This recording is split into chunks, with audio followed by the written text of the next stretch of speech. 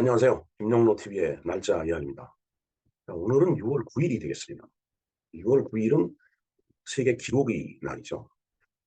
세계적인 어떤 그 규정은 곧 뭐 각 개별 국가한테 다 영향을 이제 주는 건 사실입니다. 그래서 우리나라도 그에 동참을 하고 있죠. 자, 우리나라는 뭐 여러분들 잘 아시다시피 그 이제 금속 활자를 서양의 그 구텐베르크보다도 한 7, 80년가 먼저 그렇게 이제 개발을 한 그런 그 기술력을 가지고 있는데 그걸 이용해 갖고서 이제 많은 기록물을 남겨왔던 것도 사실입니다. 이제 그러나 이제 조선 중기로 들어오고 이제 말기로 가면서 어떤 그 문자에 대한 그 독점력이라고 할까 이제 그런 걸 이제 신혼공상에 해당하는 그 이제 양반들 이제 어떤 그 전유물 되기 때문에 우수한 기술력을 갖고서도 그러한 어떤 정보의 전달을 효과적으로 하지 못한 그런 전력이 우리한테 있지 않나 이제 이런 생각을 해보고 매우 그 이제 안타깝게 생각하는 이제 그런 상황이 될 것 같습니다.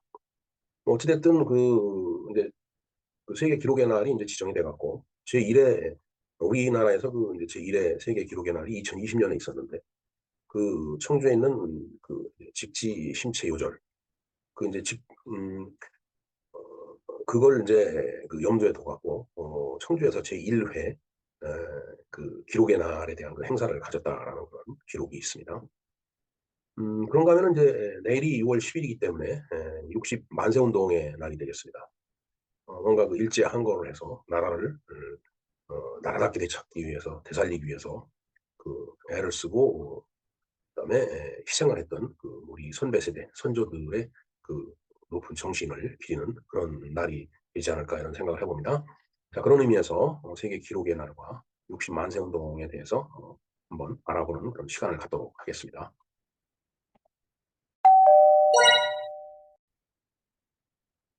네, 세계 기록의 날에 대해서 한번 공부를 해보겠습니다.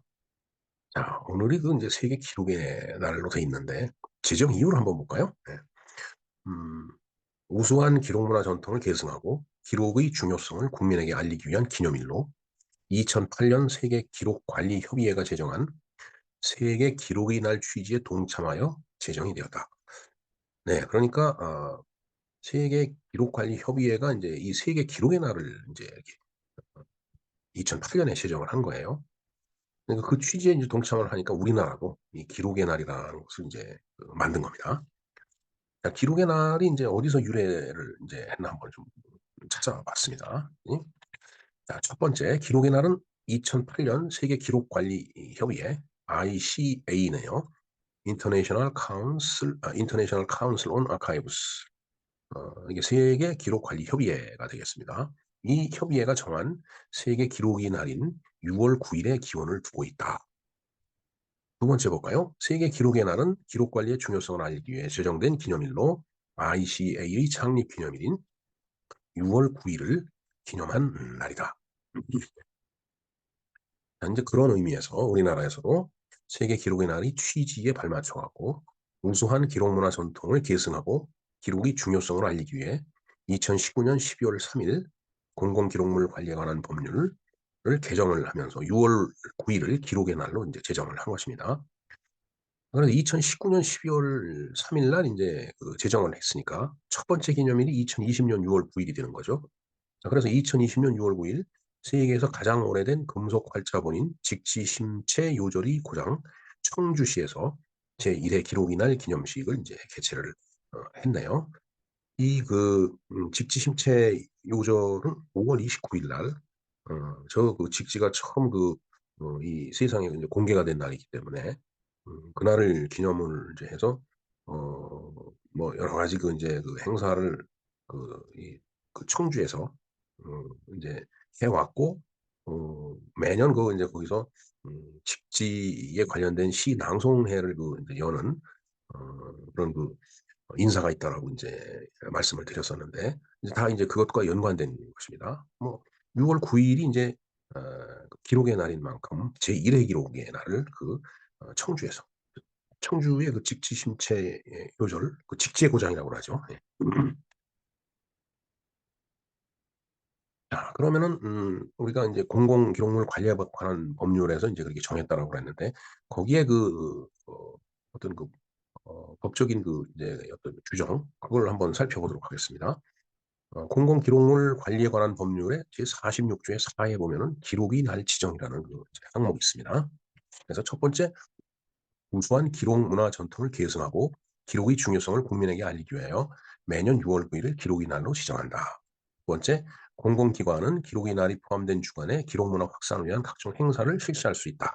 네, 임의 규정이네요. 강제 규정이 아니고 할 수 있다라고 하는 것은 안 해도 법적인 어떤 위반 사항은 아니다. 이제 그런 얘기죠. 그러나 뭐 사실 기록의 날에 나름대로 여러 가지 이제 행사를 갖다 이제 어, 실시를 하는데, 관련 행사를 한번 볼까요? 네. 기록의 날은 행정안전부와 국가기록원 주관으로 기념식과 국가기록관리 유공자 보상, 학술회의, 토크 콘서트 등 다양한 관련 행사가 이제 진행이 된다. 네, 저런 행사를 지금 이제 진행을 하고 있습니다. 자, 그럼 오늘 기록의 날이라고 했는데, 기록이 뭔지 한번 기록의 정의를 한번 살펴봤어요. 자, 기록의 엄밀한 정의를 내리기란 쉽지 않다. 모든 개념을 말로 표현하는 게 다 쉽지가 않죠, 사실은. 그러나 나름대로 이제 표현을 해 보자면은, 시대별로 지역별로 기록이라는 대상에 대해서 정의하는 방법은 각양각색이다.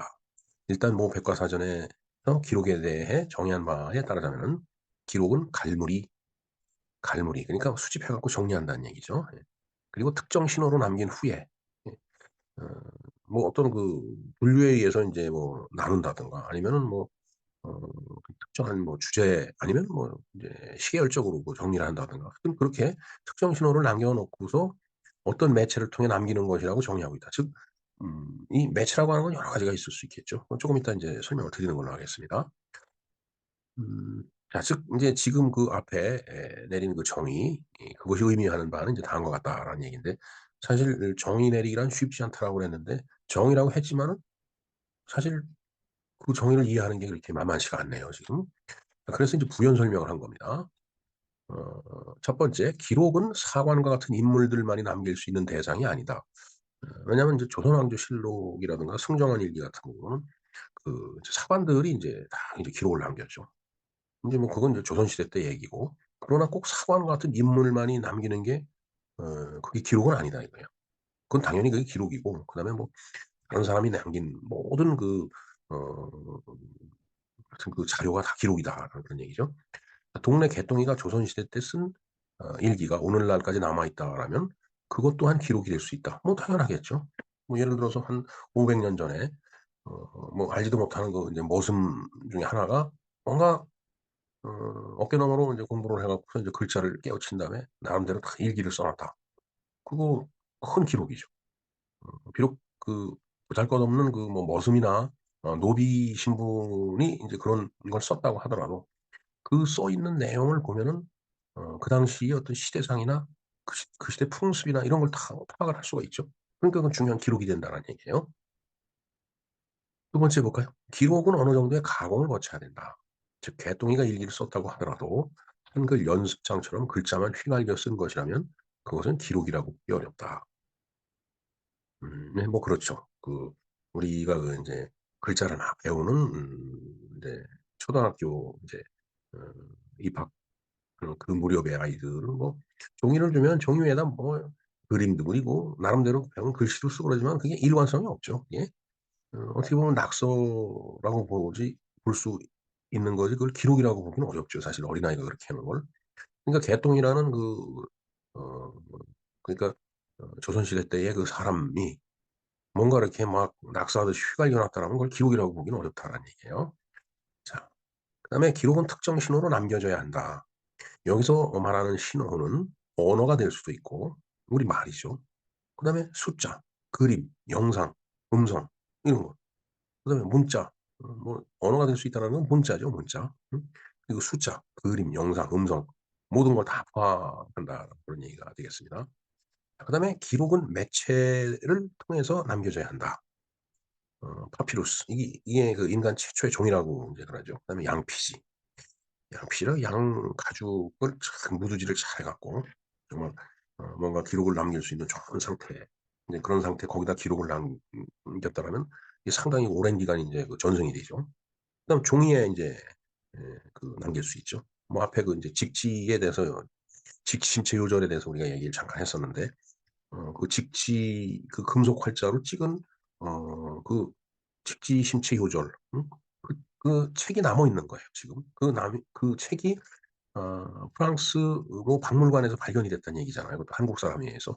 그래서 인제 구텐베르크보다도 한 70-80년 전에 인제 금속 활자로 찍은 거다. 세계 지구상에서 가장 오래된 금속 활자본이다라는 게 그때 인제 증명이 된 거잖아요. 근데 그런 종이 위에 찍혀 있다든가 아니면 뭔가 손으로 썼다든가 뭐 동의보감이라든가 이런 거 다 인제 그런 거죠. 예. 그다음에 인제 현대적인 그 인제 매체는 USB가 있죠. 그다음에 외장 하드, 컴퓨터 외장 하드죠. 그다음에 비디오 테이프, 뭐 floppy 디스켓 등등 그런 매체를 통해서 그 기록은 인제 남겨져야 된다라는 얘기죠. 그래야지 이게 전승이 될 거예요. 그렇지 않다라면은 뭐 이게 소멸되어 버리니까 그건 기록이라고 보기가 인제 어려워지는 겁니다. 자 그다음에 기록 관련된 용어를 한번 볼까요? 레코드.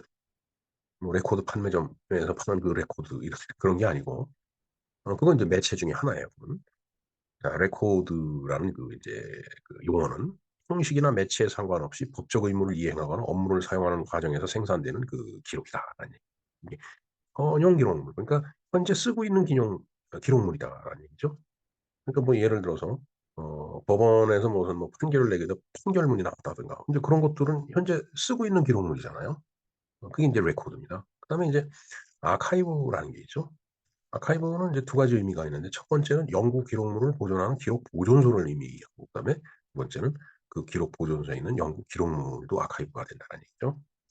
그래서 기록물을 생산한 기관이나 생산자가 현재는 활용하지 않는 기록물 즉 어 기록물로 보관돼 있기 때문에 비현용 기록물이다. 지금 쓰이고 있지 않는 그런 기록물을 그러니까 뭐 어 기록 보관소에 가면은 뭐 음 이미 인제 현재 쓰고 있지 않는 거 옛날에 인제 썼던 걸 갖다 그대로 보관해 놓은 그 보존소에다가 그것은 이제 아카이브라고 얘기를 합니다. 그다음에 이제 다큐멘터리가 있죠. 기록 정보 혹은 객체 즉 기록물 자체를 말한다. 기록을 만들고 정리하여 하나의 관리 단위로 만드는 과정을 기록화 즉 다큐멘테이션이라고 인제 얘기를 한다라는 제가 그 인제 1980 년에 인제 그 이제 대기업에 인제 취업을 했는데 그때 인제 그러니까 다큐멘테이션 노티스 그 D/N으로 인제 표현을 했는데 이 다큐멘테이션 노티스 그러니까 기록화된 걸 갖다가 혼자만 갖고 있으면 안 된다라는 얘기죠. 노티스를 해야 된다는 얘기죠, 각 관련된 부서에다가. 그래서 기록물을 남기고 그다음에 그 관련된 그 부서나 사람한테 통보하고 공개하고 하는 그 과정을 다큐멘테이션 노티스라고 인제 배웠는데 다큐멘트라는 게 이제 그런 거를 얘기하는 겁니다. 그다음에 이제 우리가 인제 데이터라는 말을 많이 쓰죠. 데이터는 아직 가공되지 않은 사실이나 형태의 것을 데이터라고 얘기하고 그다음에 정보 인포메이션입니다. 인간이 감각 기관을 통해서 지각하게 되는 지식이나 그 과정에서 전달되고 소통되는 지식을 얘기를 한다. 정보. 네. 그런 의미를 갖고 있네요. 그다음에 기록의 3대 요건을 한번 보도록 하겠습니다. 기록의 3대 요건은 내용이 있고 그다음에 구조가 있고 맥락이 있네요. 자 내용은 문자, 이미지, 소리 등을 사용하여 표현한 정보가 그렇죠. 그 내용에 대해서는 뭐 문자로 다 남길 수도 있고 그림으로 남길 수도 있고 그다음에 뭔가 녹음을 해 놓을 수도 있는 거예요. 그다음에 인제 구조는 내용을 인지할 수 있게 간단히 말하면 손에 잡힐 수 있게 하는 매체적 특성을 말한다. 매체적 특성. 뭐 이미지 뭐 예를 들어 뭐 디스켓이라든가 그다음에 뭐 외장 하드라든가 뭐 이런 것들이 인제 매체적 특성이죠. 손에 잡힐 수 있게 하는. 그다음에 맥락은 기록이 생산되고 활용되었던 그 환경을 인제 의미를 한다 그런 얘기네요. 자 이렇게 내용 컨텐츠 그다음에 구조 스트럭처 그다음에 맥락 컨텍스트 그래서 이 세 가지가 기록의 3대 요건이라고 지금 얘기를 하고 있습니다. 예. 내일은 인제 6월 인제 10 일이 되겠습니다. 그래서 6월 10 일은 인제 60 만세 운동이 인제 있었죠. 예. 일제 항거했던 그 인제 만세 운동입니다. 이거 인제 지난해에 인제 이날에 그 목적 시인 즉 저항 시인 인제 김수영에 대해서 인제 소개를 한번 한 적이 있었습니다. 도봉구에 가면은 이제 김수영 문학관이 있는데 지난 4월 달에 이제 신동엽 시인하고 같이 인제 우리나라의 대표적인 저항시인이라고 이렇게 인제 말씀을 드렸는데, 음 뭐 김수영의 시를 읽어보면은 정말 어 굉장히 화끈하죠, 그야말로. 예. 거의 인제 육두문자를 쓰는 그런 시도 있고 인제, 예, 그런데 하여튼 참 어떻게 보면 화끈했던 시인이고, 어 자유에선 피 냄새가 난다라고 뭐 얘기하는 걸로 봐서는 정말 아주 어 뭐라 그럴까요? 굉장히 직설적이고, 그다음에 과감한 이제 그런 시어를 많이, 인제 시에 동원을 했던 그런 어 60 년대 시인으로, 대체적으로 또 그러면서 요절한 시인, 김수영도 그렇고 신동엽도 그렇죠. 다 요절했죠. 40대 나이 때 다 인제 삶을 이제 달리했습니다. 하여튼 그런 의미에서 김수영 시인에 대해서도 한번 기억을 해 주시고, 그의 시를 한번 또 감상해 보는 것도 인제 좋을 것 같아서 인제 말씀을 인제 드립니다. 음 사실 이육십 만세 운동, 그다음에 김수영 시인에 대해서 인제 지난해에 방송했던 것이 바로 인제 이 주소인데, 이 주소를 제가 그 영상 더보기 노트의 더보기를 누르시면 인제 쭉 인제 긴 내용이 다 인제 보이는데, 거기에 인제 이 링크를 걸어 놓겠습니다. 한번 시간 되시면 한번 좀 시청을 좀 해 주시기 바랍니다. 자, 이상 세계 기록의 날과 60 만세 운동에 대해서 알아봤습니다. 김영로 TV의 날짜 이야기였습니다. 감사합니다.